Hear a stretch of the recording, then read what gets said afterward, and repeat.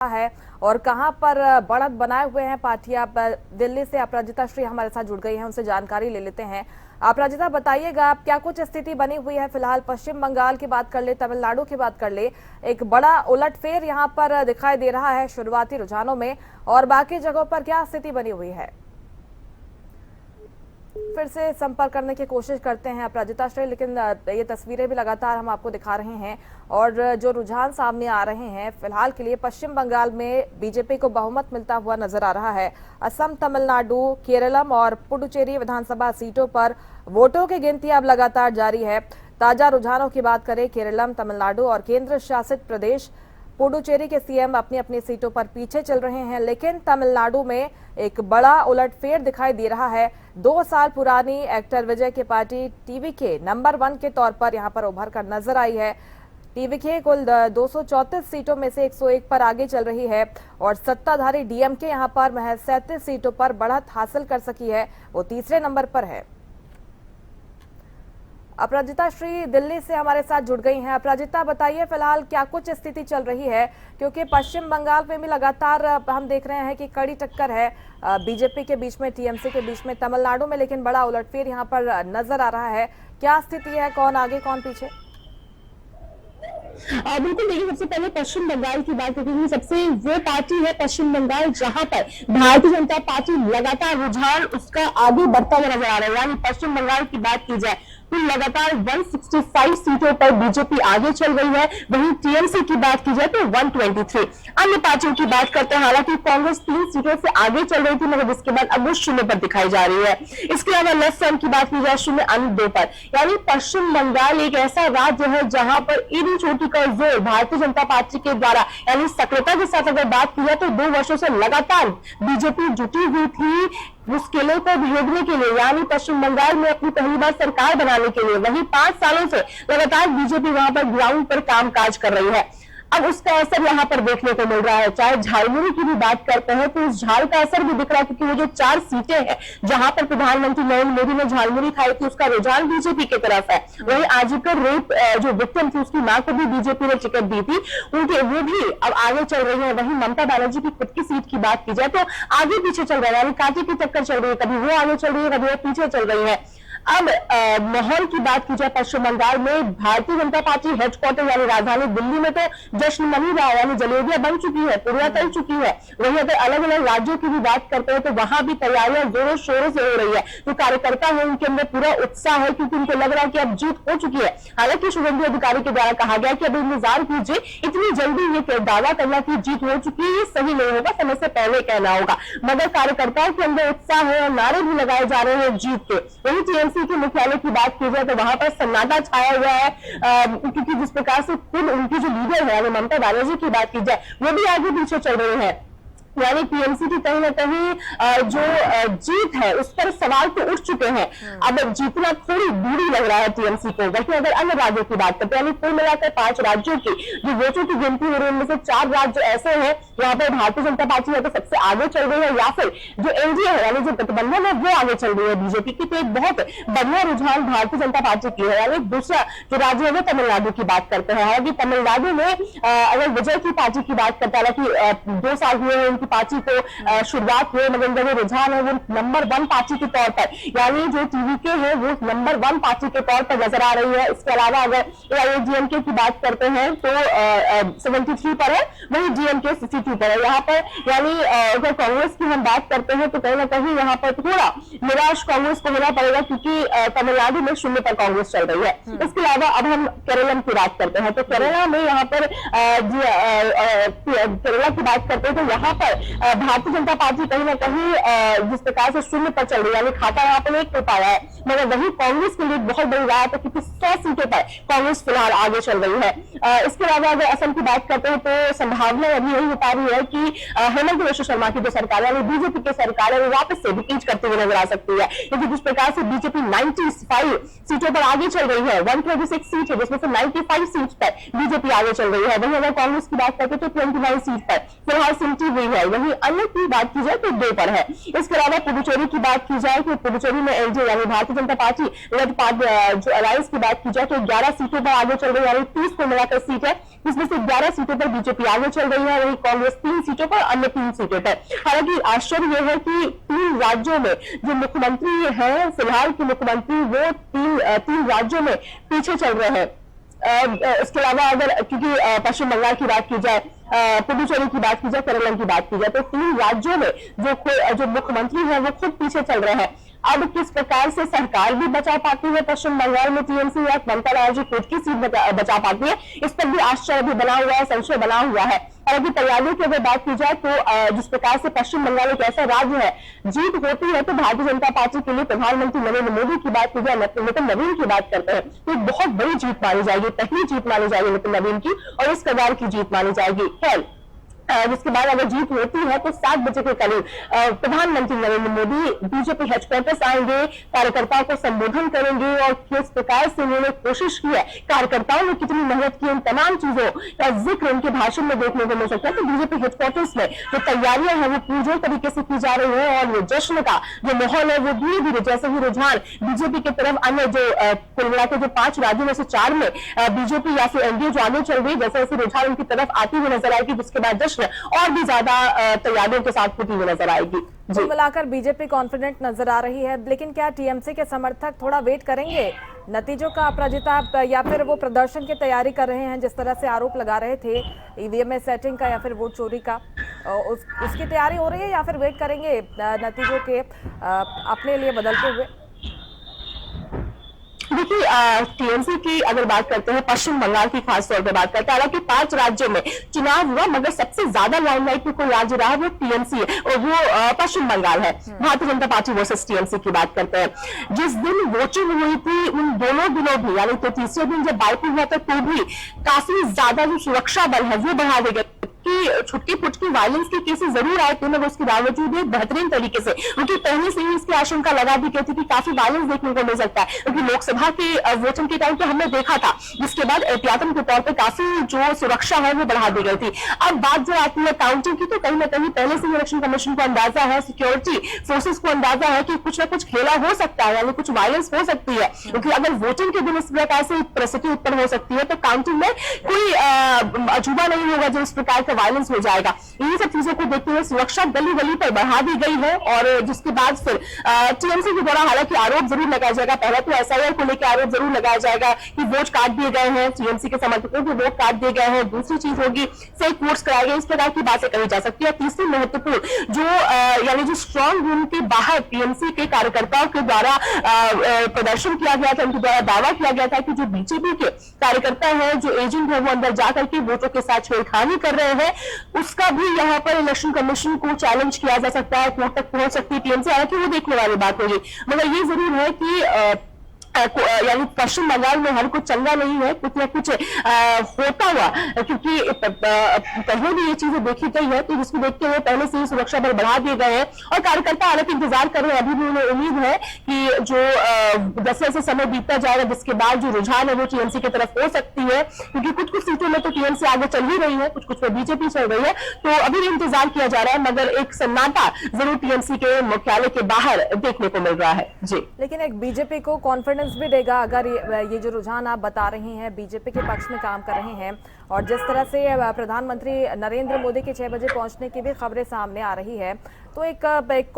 जोरदार confidence BJP को मिलेगा अगर इस तरह के नतीजे, ऐतिहासिक नतीजे पश्चिम बंगाल से निकलकर सामने आते हैं, और जो कुनबा उनका लगातार बढ़ रहा है देश भर की अगर बात करें, एक और राज्य इसमें शामिल हो जाएगा, और पूरे जोश के साथ पार्टी आगे बढ़ती हुई आने वाले समय में हमको दिखाई देगी। अपराजिता,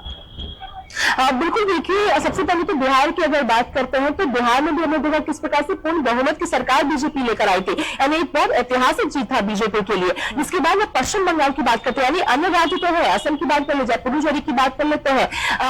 तमिलनाडु की बात की जाए, केरल की बात की जाए, सब राज्य है, मगर पश्चिम बंगाल वो राज्य है जिस पर काफी ज्यादा मेहनत बीजेपी के द्वारा किया जा रहा था, कोशिश थी कि वहां पर सरकार बना सके। अब अगर पश्चिम बंगाल को जिस प्रकार से रुझान आ रहे हैं और जीत दर्ज कर पाती है बीजेपी, तो बहुत बड़ी जीत बीजेपी की मानी जाएगी। यानी वो मुश्किल राज्य जहां पर सरकार बनाना कुछ कठिन लग रहा था या नामुमकिन भी कह सकते हैं कि लग रहा था, वहां पर सरकार बनाना और पूर्ण बहुमत के साथ अगर सरकार बनाती है बीजेपी, इस प्रकार से रुझान नजर भी आ रहे हैं, तो एक बहुत ऐतिहासिक जीत बीजेपी के लिए मानी जाएगी। और केवल इस बार की जीत नहीं मानी जाएगी, मगर बिहार और बंगाल की जो जीत होगी वो आने वाले जो अन्य चुनाव होंगे उसके लिए भी प्रोत्साहन कार्यकर्ताओं को मिलेगा कि अगर निष्ठापूर्ण तरीके से अगर आप कामकाज करते हो और 5 सालों में लगातार काम किया जाता है। यानी बीजेपी के अंदर एक चीज होती है कि अगर वेस्ट बंगाल का चुनाव जीत भी लेती है, इसका मतलब ये नहीं है कि जीत गई बीजेपी उसके बाद कामकाज करना बंद कर दिया जाएगा। इसके दूसरे दिन से ही वापस से अगले चुनाव की तैयारी हो जाती है। यानी एक संदेश जरूर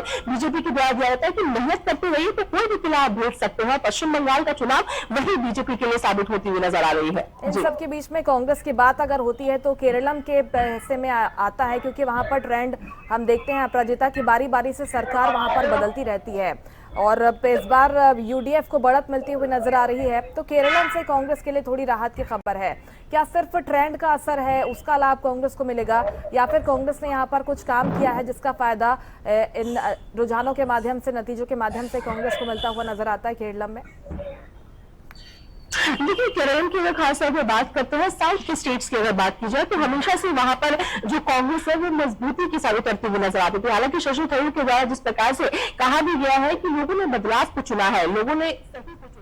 रोक रहे हैं आपको। कैबिनेट मंत्री रणबीर गंगवा हमारे साथ जुड़ गए हैं। बहुत स्वागत है सर आपका हरियाणा न्यूज पर। जिस तरह के रुझान, शुरुआती रुझान सामने आ रहे हैं, जिन 5 राज्यों में विधानसभा चुनाव हुए हैं सर, बीजेपी को बड़ी बढ़त मिल रही है। पश्चिम बंगाल की अगर बात करें, किस तरह से देखते हैं रुझानों को आप? बिल्कुल जिस तरीके से उम्मीदों के अनुरूप रुझान आए हैं और निश्चित रूप से ये रुझान रिजल्ट के अंदर परिवर्तित होंगे और बहुत ही प्रसन्नता वाले, बहुत ही खुशी वाले जो रुझान जो आए हैं, मैं बहुत बहुत धन्यवाद और बधाई देना चाहूंगा पश्चिम बंगाल की जनता को, जिन्होंने निडरता के साथ भारतीय जनता पार्टी के पक्ष में मतदान करने का काम किया है और आदरणीय हमारे देश के यशस्वी प्रधानमंत्री नरेंद्र मोदी जी के नेतृत्व के अंदर विश्वास व्यक्त करने का काम किया है। बहुत ही अच्छा है और ये मैं समझता हूँ कि विशेष रूप से जो पश्चिम बंगाल है, ये राष्ट्र हित के अंदर इसके रिजल्ट भारतीय जनता पार्टी के पक्ष में आने बहुत जरूरी थे। बॉर्डर स्टेट है, जिस तरीके से बांग्लादेशी घुसपैठ हो रही है, जिस तरीके से तृणमूल कांग्रेस की सरकार वहाँ उनको सपोर्ट करने का काम करती थी, ये बहुत ही जरूरी राष्ट्र हित के अंदर भी जरूरी था। इसका श्रेय सर कैसे देंगे? कारण की अगर बात करें, पश्चिम बंगाल में जहां पर नामुमकिन माना जाता था ममता बनर्जी को हराना, वहां पर इस तरह की बढ़त मिलना सर वाकई लगता है कि कार्यकर्ताओं ने भी काबिले तारीफ वहां पर काम किया है, लेकिन शीर्ष नेतृत्व ने भी पुरजोर तरीके से वहां पर प्रचार प्रसार में वो जुटे रहे। और आपकी अगर बात करें हम, तो क्या कुछ मुद्दों की अगर बात करें तो आपको क्या कुछ लगता है कि बीजेपी की तरफ काम किया है जिसकी वजह से इस तरह की ऐतिहासिक जीत बीजेपी को वहां पर मिल रही है? देखिए, जो मुद्दों की जहाँ तक बात है, वहाँ की जनता ने जो एक डर का माहौल उनके वो क्रिएट किया हुआ था, मैं धन्यवाद और बधाई देना चाहूंगा माननीय अमित शाह जी को, जिन्होंने एक पूरी जो सेंटर की फोर्स लगा करके लोगों के मन से एक डर निकालने का काम किया कि आपके ऊपर कोई दबाव नहीं है, आप अपनी मर्जी से जो है वोट दे सकते हैं। लोग वहाँ के बदलाव चाहते थे और जिस तरीके से हमारे देश के यशस्वी प्रधानमंत्री आदरणीय नरेंद्र मोदी जी के नेतृत्व के अंदर जो देश चल रहा है, जिस तरीके से उन्होंने देश के गौरव को बढ़ाने का काम किया है विश्व पटल के ऊपर, आज पूरा देश आदरणीय नरेंद्र मोदी जी के साथ है। और जो रिजल्ट आ रहे हैं, चाहे आसाम के हों चाहे पश्चिम बंगाल के हों, आप देख रहे हैं कि जो लोगों ने आदरणीय नरेंद्र मोदी जी के नेतृत्व में विश्वास रखते हुए अपना वोट करने का काम किया है। मैं बहुत बहुत बधाई देना चाहता हूँ हमारे देश के यशस्वी प्रधानमंत्री जी को, उन तमाम कार्यकर्ताओं को जिन्होंने लगातार वहाँ बैठ करके और पार्टी का प्रचार प्रसार करने का काम किया, पार्टी की रीति नीति बताने का काम किया। तो निश्चित तौर से उसके आज सुखद परिणाम सामने आ रहे हैं। विपक्ष के उन आरोपों के लिए भी सर तैयार हैं जो हर बार हम चुनाव के बाद देखते हैं। अगर विपक्ष को हार मिलती है तो कहते हैं कि आपने ईवीएम में गड़बड़ी की है, वोट चोरी की है। इस तरह के आरोपों पर आप क्या कहेंगे? और उसके पास कोई कहने को कुछ है नहीं। विपक्ष तो हमेशा ही एक ही बात कहता है कि ईवीएम में गड़बड़ है जी, ईवीएम में खराबी कर दी, आपने वोट चोरी कर लिए। वोट चोरी नहीं की, वोट चोरी हुए हैं। वोट चोरी इसलिए हुए हैं कि उनके राज्य में जिस तरीके से कुशासन था, चाहे पहले कांग्रेस राज की बात हम करें, आज जो पश्चिम बंगाल की बात हम कर रहे हैं, जिस जो कुशासन वहां पे था, जो लोगों के अंदर डर भय बना हुआ था और लोग किस तरीके से वहां जी रहे थे, उसके कारण उनके वोट चोरी हुए हैं। इसलिए उनके खिलाफ लोगों ने वोट करने का काम किया है और वो लोग उनको वोट चोरी का नाम देते हैं। इसलिए आज जो लोग हैं वो चाहते हैं कि ट्रांसपेरेंसी से राज हो और ट्रांसपेरेंसी का राज देने का काम भारतीय जनता पार्टी कर रही है। सर, लेकिन विपक्ष की तरफ से एक आरोप ये भी लगाया जाता है कि आप कुछ वर्ग को सपोर्ट करते हैं, समर्थन देते हैं और पूंजीवादी पार्टी है, ये आरोप लगाया जाता है। इसी के माध्यम से एक एक कर हर राज्य में आप जीत हासिल कर रहे हैं और इसी के माध्यम से अपना कुनबा बढ़ाने की कोशिश कर रहे हैं। भारतीय जनता पार्टी का एक ही नारा है जी, सबका साथ, सबका विकास, सबका प्रयास। और इसी नारे के साथ चलती है। तुष्टीकरण की बात जो विपक्षी पार्टी है, चाहे वो तृणमूल कांग्रेस की बात करें, चाहे कांग्रेस पार्टी की बात करें, इस तरीके का काम उन लोगों का है। वोट का ध्रुवीकरण वो लोग करना चाहते हैं। हम तो सबको साथ दे करके चलते हैं। भारतीय जनता पार्टी बिल्कुल ट्रांसपेरेंसी से, साफ सुथरे तरीके से, बड़े क्लियर उनका जो एजेंडा जो है वो है भारतीय जनता पार्टी का कि सबका साथ, सबका विकास, सब राष्ट्र प्रथम, ये तमाम चीजें लेकर के भारतीय जनता पार्टी चलती है। लोग इसीलिए भारतीय जनता पार्टी। सर, शुरुआती रुझानों के हालांकि हम बात कर रहे हैं, जश्न की तैयारी कर रहे हैं या फिर नतीजों का थोड़ा वेट करेंगे?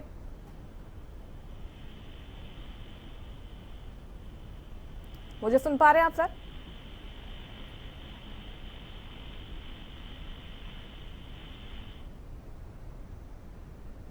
चलिए, उनसे संपर्क नहीं हो पा रहा है। कैबिनेट मंत्री रणबीर गंगवा हमारे साथ जुड़े हुए थे। बहुत शुक्रिया सर जुड़ने के लिए। और उन्होंने यही दावा किया है कि जिस तरह से तमिलनाडु की बात कर ले, पश्चिम बंगाल की बात कर ले, जो बाकी राज्य हैं जहां पर चुनाव हुआ है, वहां पर जनता ने दिखा दिया है कि अगर जिस तरह से जनता के साथ आप धोखा करेंगे तो वहां की जनता भी आपका साथ नहीं देगी। अपराजिता लगातार हमारे साथ बनी हुई है। अपराजिता, बीजेपी के जो नेता हैं वो लगातार यही कह रहे हैं कि हमने वहां पर मेहनत की है और जनता ने न सिर्फ चेहरा देखकर वोट किया है, बल्कि जो तमाम मुद्दे वहां पर हावी रहे हैं उसके आधार पर जनता ने वोट किया है। इसी का नतीजा अब सामने आ रहा है। बिल्कुल, देखिए मेहनत की गई है बीजेपी के द्वारा, इसमें तो कोई दोहराई नहीं है। और इसके साथ साथ एक ये भी फैक्टर हो जाता है कि कोई चेहरा अगर बार बार होता है तो कहीं ना कहीं उसको लेकर नाराजगी हो जाती है। यानी टीएमसी की सरकार इतने वर्षों से वहां पर है, ममता बनर्जी की सरकार इतने वर्षों से पश्चिम बंगाल में, तो एक नाराजगी लोगों के अंदर, एक असंतुष्टि जो होती है वो हो ही जाती है, वो लाजमी है। इस वजह से वोटों में थोड़ी गिरावट देखने को मिलती है।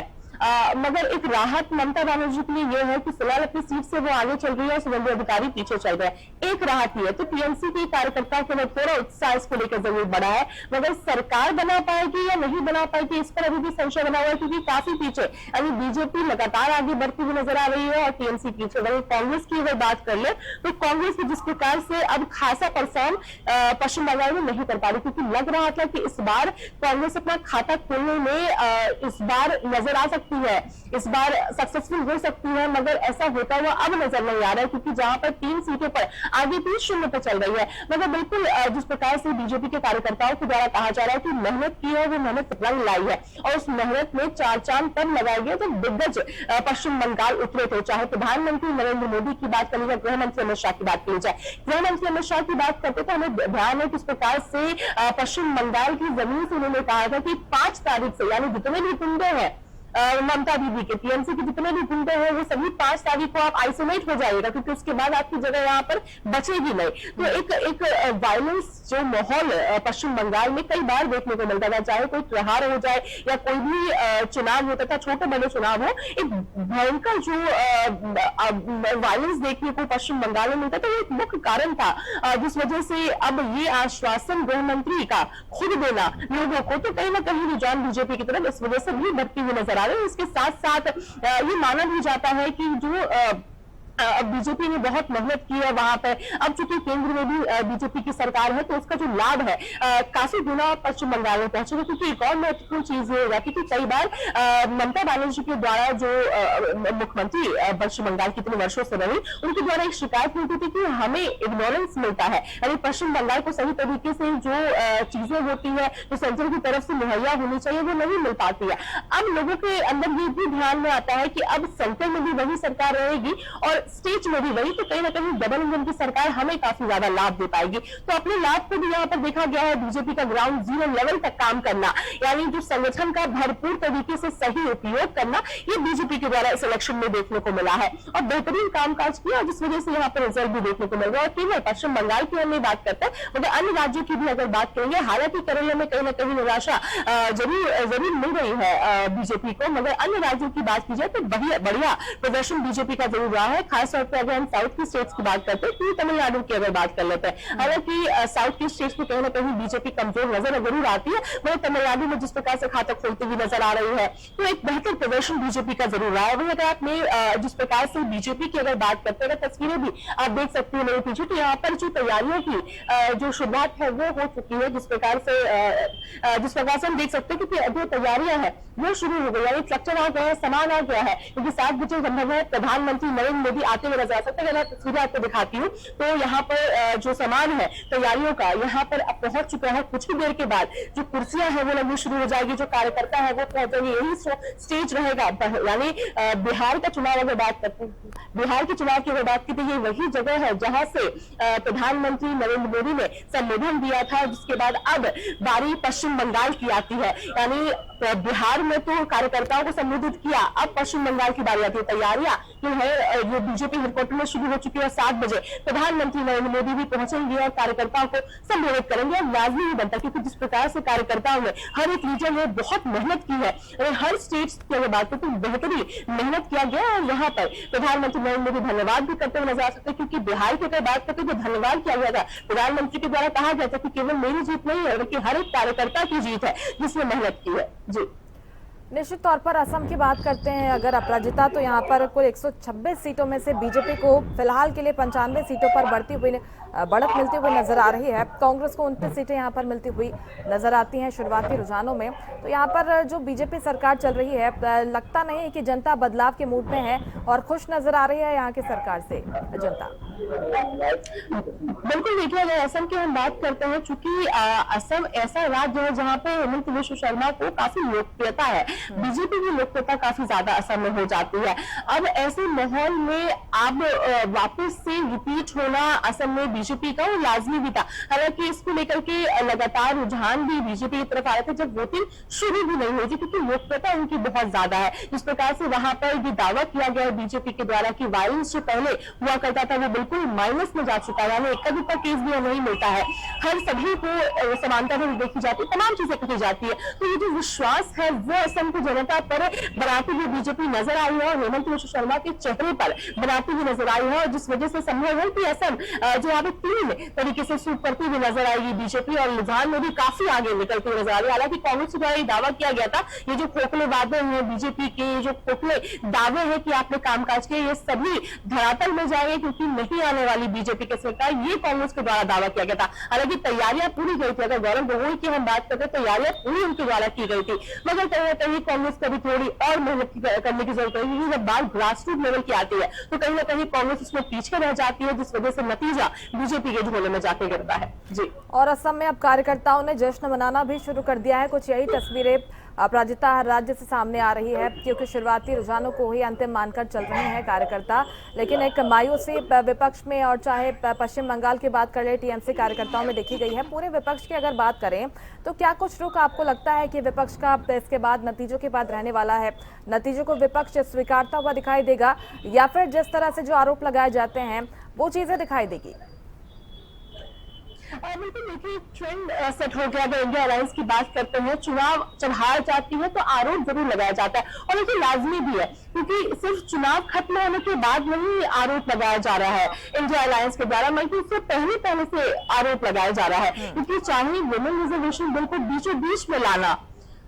इस पर भी सवाल उठाए गए थे कि कई जो सांसद हैं काफी व्यस्त हैं और बीचों बीच में आनंद फानंद में क्यों स्पेशल सेशन को बुलाया जा रहा है, इस पर आरोप लगाया जाता है। एसआईआर को लेकर लगातार ममता बनर्जी के द्वारा जिस प्रकार से आरोप लगाया जा रहा था, यानी कई ऐसे मुद्दे हैं जिस पर विपक्ष सवाल कर सकती है, और ये निश्चित है कि करती हुई नजर आएगी। यानी रुझान आने से पहले भी ये चीज कहा जा सकता है कि सवाल तो जरूर उठाए जाएंगे, चाहे पश्चिम बंगाल की बात कर ली जाए या फिर अन्य राज्यों की बात करते हैं, असम की बात कर ली जाए, पुडुचेरी की बात कर लेते हैं, तमिलनाडु की बात कर ली जाए, केरल की बात कर लेते हैं, सवाल जरूर उठाया जाएगा। हालांकि ये